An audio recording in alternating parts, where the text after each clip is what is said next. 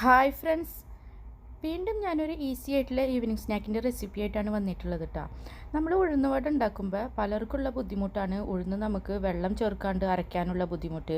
അഥവാ വെള്ളം ചേർത്ത് അരച്ചു കഴിഞ്ഞാൽ വെള്ളം അധികമായത് കൊണ്ട് നമുക്ക് വടയുടെ ഷേപ്പിൽ പരത്തിയെടുക്കാനുള്ള ബുദ്ധിമുട്ട്.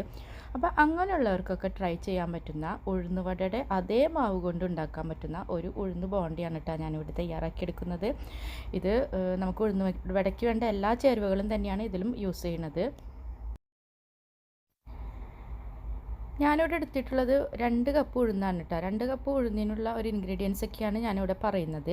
ഈ 2 കപ്പ് ഉഴുന്ന് നമ്മൾ 2 മണിക്കൂർ വെള്ളത്തിലിട്ടിട്ട് ഒന്ന് കുതിർത്ത് വെക്കണം.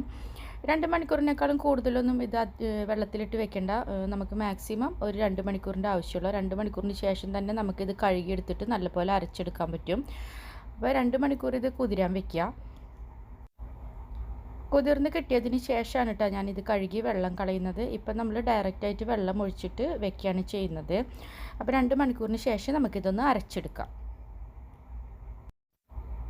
അരച്ചെടുക്കാൻ വേണ്ടിയിട്ട് ഞാനിവിടെ മിക്സിയാണ് എടുക്കുന്നത്. അപ്പോൾ മിക്സിയിൽ നമുക്ക് ഒരു 1/2 കപ്പ് വെള്ളം ആദ്യം ഒഴിച്ചു കൊടുക്കുക. ആദ്യം നമ്മൾ ഉഴുന്നിട്ട് കൊടുക്കരുത്, ആദ്യം നമ്മൾ കുറച്ച് വെള്ളം ഒഴിച്ചു കൊടുക്കുക. അപ്പോൾ ഞാനിപ്പോൾ ഇവിടെ 2 കപ്പ് ഉഴുന്നാണ് എടുത്തിട്ടുള്ളത്, അതുകൊണ്ട് തന്നെ ഞാനിവിടെ ഒരു 1/2 കപ്പ് വെള്ളം എടുത്തിട്ടുണ്ട് കേട്ടോ. അപ്പോൾ നിങ്ങൾ എത്ര ഉഴുന്നാണ് എടുക്കണതെന്ന് വെച്ചാൽ അതിനനുസരിച്ച് വെള്ളം അഡ്ജസ്റ്റ് ചെയ്തെടുക്കുക. വെള്ളത്തിൻ്റെ അളവ് കൂടണ്ട, ഇത്രയൊക്കെ വെള്ളം മതിയായിരിക്കും നമുക്ക് ഉഴുന്ന് അരച്ച് കിട്ടാനായിട്ട്. അപ്പോൾ ഒന്നാകെ 2 കപ്പ് ഉഴുന്ന് നിങ്ങൾ ആദ്യം ഇട്ട് കൊടുക്കണ്ട. നിങ്ങൾ ആദ്യം കുറച്ച് ഉഴുന്നിട്ടിട്ട് അരച്ചിട്ട് പിന്നെ അതിൽ കൂടെ തന്നെ ബാക്കിയുള്ള ഉഴുന്നും കൂടി ഇട്ടിട്ട് അരച്ചെടുക്കുക. അപ്പോൾ നമുക്ക് വേഗം നല്ല പേസ്റ്റ് പോലെ നമുക്കിത് അരഞ്ഞു കിട്ടും. ഇനി നമ്മൾ ഈ ഉഴുന്ന് അരച്ചെടുത്തതിന് ശേഷമാണ് നമുക്ക് ഇതിലേക്ക് മറ്റുള്ള ഇൻഗ്രീഡിയൻസ് ഒക്കെ ചേർത്ത് കൊടുക്കുന്നത്.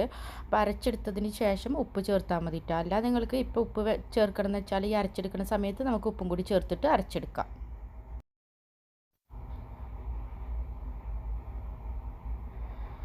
നമ്മുടെ ഉഴുന്ന് ഇപ്പോൾ നമുക്ക് നല്ലപോലെ അരഞ്ഞു കിട്ടിയിട്ടുണ്ട്. ഇനി നമുക്കിതൊരു ബൗളിലേക്ക് മാറ്റാം.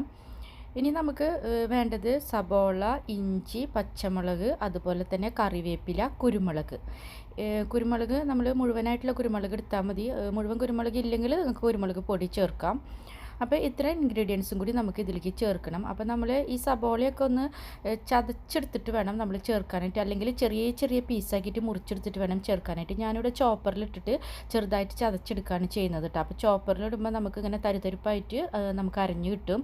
അങ്ങനെ വേണം നമുക്ക് സബോളയൊക്കെ ഒന്ന് ചതച്ചെടുക്കാനായിട്ട്. അല്ലാതെ നമ്മൾ ഗ്രൈൻഡറിലിട്ടിട്ട് അരച്ചെടുത്ത് കഴിഞ്ഞാൽ വല്ലാണ്ട് അരയും. അപ്പോൾ അതേപോലെ അരയാൻ പാടില്ല. നമുക്കൊരു തരിതരിപ്പായിട്ട് വേണം ഈ സബോള, അതേപോലെ തന്നെ കുരുമുളക്, ഇഞ്ചി, ഒരു വലിയ കഷ്ണം പച്ചമുളക് എന്നിവ ഒന്ന് ചതച്ചെടുക്കാനായിട്ട്. അപ്പോൾ ചോപ്പറാണ് കൂടുതൽ നല്ലത്. ചോപ്പർ ഇല്ലെങ്കിൽ നിങ്ങൾ ചെറുതായിട്ട് മുറിച്ചെടുക്കുക. അതേപോലെ തന്നെ കുരുമുളക് ചെറുതായിട്ട് ചതച്ചിട്ടും ചേർക്കുക. നമ്മൾ ഉഴുന്നുവടയൊക്കെ ഉണ്ടാക്കുമ്പോൾ കണ്ടിട്ടില്ലേ, നല്ലപോലെ അരച്ച ഇഞ്ചിയൊന്നുമല്ല നമുക്ക് കിട്ടുക. നമുക്കിങ്ങനെ ചെറിയ ചതച്ച ഇതായിട്ട്, അല്ലെങ്കിൽ പച്ചമുളകൊക്കെ ചെറിയ പീസാക്കിയിട്ട് അരിഞ്ഞിട്ടാണ് നമ്മൾ ഉഴുന്നുവടയിൽ ചേർക്കുക. അപ്പോൾ നമ്മൾ ഇതിപ്പോൾ ചോപ്പറിൽ ഇട്ടിട്ട് ചതച്ചെടുത്തതിന് ശേഷം നമ്മളിപ്പോൾ ഇത് ഉഴുന്നുവടയുടെ ഈ മാവിലേക്ക് ചേർത്ത് കൊടുക്കുകയാണ് ചെയ്യുന്നത്. പിന്നെ എരിവൊക്കെ നിങ്ങൾക്ക് വേണമെങ്കിൽ ഇതിനേക്കാളും കൂടുതൽ പച്ചമുളക്, അതേപോലെ തന്നെ കുരുമുളക് ഒക്കെ ചേർക്കാം കേട്ടോ. ഞാനിവിടെ 1 ടേബിൾ സ്പൂൺ കുരുമുളകാണ് ചേർത്തിട്ടുള്ളത്. 4-5 പച്ചമുളക് എടുത്തിട്ടുണ്ട്, അതേപോലെ വലിയൊരു കഷ്ണം ഇഞ്ചി ഒക്കെയാണ് എടുത്തിട്ടുള്ളത്. ഇനി നമുക്ക് ഇതിലേക്ക് ആവശ്യത്തിന് ഉപ്പ് ചേർക്കുക. ഇപ്പം നമ്മൾ 1/2 കപ്പ് വെള്ളം ഒഴിച്ചിട്ടാണ് നമ്മൾ ഉഴുന്ന് അരച്ചെടുത്തിട്ടുള്ളത്, അതുകൊണ്ട് തന്നെ ഇതിലധികം വെള്ളമൊന്നും ഇല്ല കേട്ടോ. മാവിന് അത്യാവശ്യം കട്ടിയൊക്കെ ഉണ്ട്. ഇനി നമുക്ക് ഇതിലേക്ക് ചേർക്കാനുള്ളതാണ് 1 ടേബിൾ സ്പൂണ് മൈദയാണിത്. ഇതെന്താ മൈദ ചേർക്കണമെന്ന് വെച്ചാൽ നമ്മൾ ഇത് അധികം ഓയിൽ കുടിക്കാണ്ടിരിക്കാനാണ്. നമ്മൾ പൊരിച്ചെടുക്കുന്ന സമയത്ത് ഈ ഉഴുന്ന് ബോണ്ട അധികം ഓയിൽ കുടിക്കാണ്ടിരിക്കാനായിട്ട് 1 ടേബിൾ സ്പൂണ് മൈദയും 2 ടേബിൾ സ്പൂണ് അരിപ്പൊടിയും ചേർക്കുന്നുണ്ട്. അരിപ്പൊടി കുറച്ചൊന്ന് ക്രിസ്പി ആയിട്ട് കിട്ടാൻ വേണ്ടിയിട്ടാണ് ചേർക്കുന്നത്. അപ്പോൾ 1 ടേബിൾ സ്പൂണ് മൈദയും 2 ടേബിൾ സ്പൂണ് അരിപ്പൊടിയും ആവശ്യത്തിന് ഉപ്പും കൂടി ഇതിലേക്ക് ചേർത്തിട്ട് നമ്മൾ നല്ലപോലെ മിക്സാക്കി എടുക്കുക. നല്ലപോലെ മിക്സാക്കിയതിന് ശേഷം ഇതിൻ്റെ കൺസിസ്റ്റൻസി ഒന്ന് ശ്രദ്ധിക്കുക. നമ്മൾ കൈകൊണ്ടോ അല്ലെങ്കിൽ സ്പൂണ് കൊണ്ടോ കോരി ഒഴിക്കുമ്പോൾ നമുക്ക് അധികം ലൂസായിട്ട് കിട്ടാത്ത, നമുക്ക് കോരി ഇടാൻ പറ്റുന്ന ഒരു പാകത്തിലായിരിക്കണം. അപ്പോൾ നിങ്ങൾ മാവ് അരച്ചെടുക്കുന്ന സമയത്ത് വെള്ളം കൂടി കഴിഞ്ഞിട്ടുണ്ടെങ്കിൽ നിങ്ങൾക്ക് വേണമെങ്കിൽ 1 ടേബിൾ സ്പൂണ് മൈദയും കൂടി അല്ലെങ്കിൽ അരിപ്പൊടിയും കൂടി ചേർത്തിട്ട് അഡ്ജസ്റ്റ് ചെയ്യാം കേട്ടോ. അതുകൊണ്ടാണ് അരച്ചെടുക്കുന്ന സമയത്ത് അധികം വെള്ളം ഒഴിക്കരുതെന്ന് പറയുന്നത്. ഇനി നമുക്കിത് വെക്കേണ്ട കാര്യമില്ല, അപ്പം തന്നെ നമുക്കിത് പൊരിച്ചെടുക്കാം. അപ്പോൾ നമ്മൾ ഇതുപോലെ പാനിലേക്ക് ഓയിൽ ഒഴിച്ച് കൊടുത്തിട്ട് അതിലേക്ക് കൈകൊണ്ട് കോരി ഒഴിച്ചാൽ ഒന്നും കൂടി ഷേപ്പായിട്ട് കിട്ടും. ഞാനിവിടെ സ്പൂൺ കൊണ്ടാണ് ഇടുന്നത് കേട്ടോ. അതുകൊണ്ട് തന്നെ ഇത് നമുക്ക് ഒരു വടയുടെ ഷേപ്പായിട്ടും കിട്ടില്ല, നമ്മൾ ഒരു ബോണ്ടയുടെ ഷേപ്പായിട്ടും അല്ല ഇത് വന്നിട്ടുള്ളത്. അപ്പോൾ നിങ്ങൾ എങ്ങനെയാണ് ഇടുന്നതെന്ന് വെച്ചാൽ അതിനനുസരിച്ചായിരിക്കും നമുക്ക് ഷേപ്പായിട്ട് കിട്ടുക. അപ്പോൾ കൈകൊണ്ടാണെങ്കിൽ നമുക്ക് ഒന്നും കൂടി ബോളാക്കിയിട്ട് ഇടാൻ പറ്റും. അപ്പോൾ കൈകൊണ്ട് ഇടാൻ ഇഷ്ടമുള്ളവർക്ക് അങ്ങനെ ഇടാം, അല്ലെങ്കിൽ സ്പൂൺ കൊണ്ട് ഇടാൻ ഇഷ്ടമുള്ളവർക്ക് ഇങ്ങനെ ഇടാം. അപ്പം നമ്മൾ ഇത് രണ്ട് സൈഡും ഗോൾഡൻ ബ്രൗൺ കളർ ആവുന്നത് വരെ തിരിച്ചു മറിച്ചിട്ടിട്ട് പൊരിച്ച് കോരിയെടുക്കുക.